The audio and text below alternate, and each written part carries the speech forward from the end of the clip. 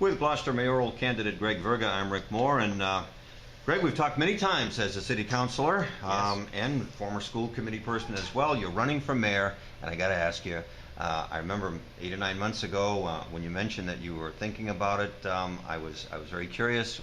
Why at this particular stage of your life?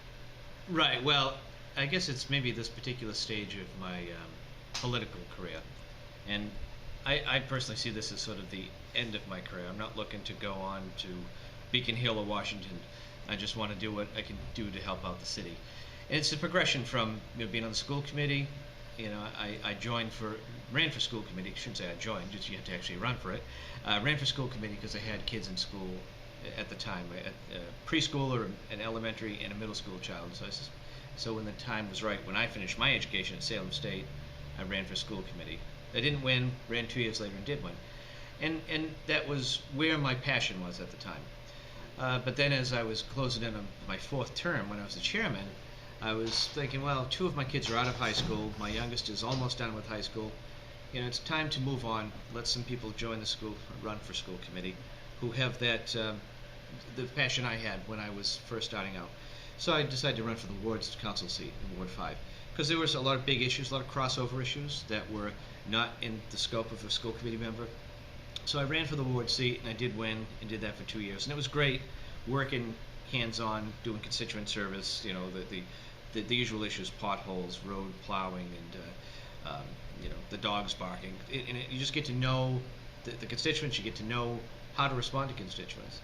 But then after doing that for 2 terms, I decided to make a run to the city council at large, because there were a lot of big issues going on. The I-4C2 parcel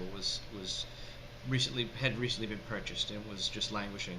Fuller School, which we just had some resolution to last night, had been languishing for years. Just the overall status of the budget. So I felt it was time to, again, move on, get someone in place in the ward that had the passion for those ward-specific issues, and take on the big picture issues as an at-large councilor. And then you start to see the limitations of being an at-large councilor. So I said, well, I'd really like to run for mayor, because I think I can make a difference and have an impact on the city, and help set the direction we're going to go for the years long after I'm left office and long after I've left Earth, because the decisions we make today are going to have an impact for a long time.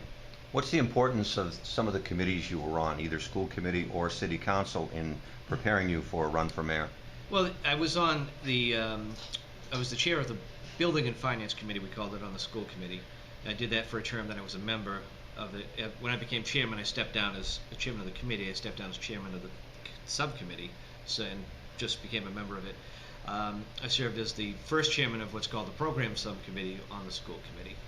And when I moved over to the city council, the whole time I've been there, I've been on the planning and development committee, which is really relevant, because we do so much, as the title says, with the planning and development of the city. New projects that come to town first stop us through our committee to talk about what they're planning on doing. We start the process of interacting with the public, doing site visits.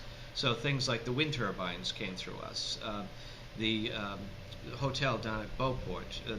Finally some resolution at the Maplewood School, that's coming through us at this present time. So that's really helped prepare me for some of one of the key issues for making our city healthier financially is growing our tax base. And being on planning and development, I had that hands-on experience. Plus being a realtor, being on the ground in my day job, that gave me a whole new insight that helped me on the P&D and will help me going forward.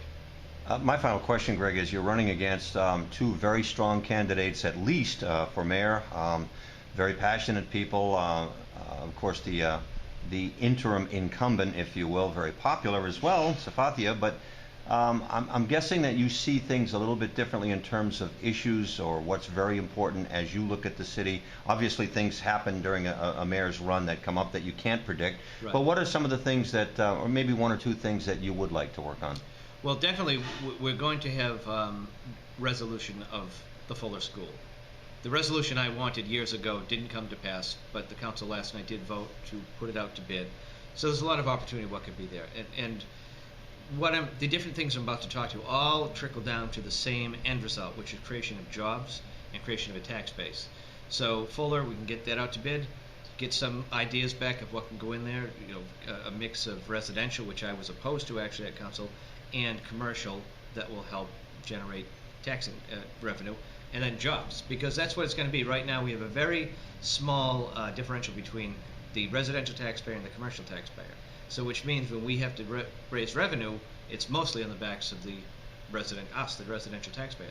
And until we get more of a commercial base, that's where the burden is going to fall, is to the residential tax base. So we have to work on making sure our permitting process is smoother to encourage new businesses to come down, and enable current businesses to stay in town. We're going to make sure that our utility rates, water and sewer, are more stable, the tax rates. That's what's going to help us build the tax base going forward, because that's what it's all about. All right, Greg, final thought from you? Well, I just want to urge people to look at all the candidates, go to voteverga.com, Google the other candidates, see what their websites are. And on September 29th, we have a preliminary to whittle the 5 down to 2. I'd love to be one of the 2. Can't do it without your vote. That's Gloucester City Councilor Greg Verga, candidate for mayor in the city of Gloucester.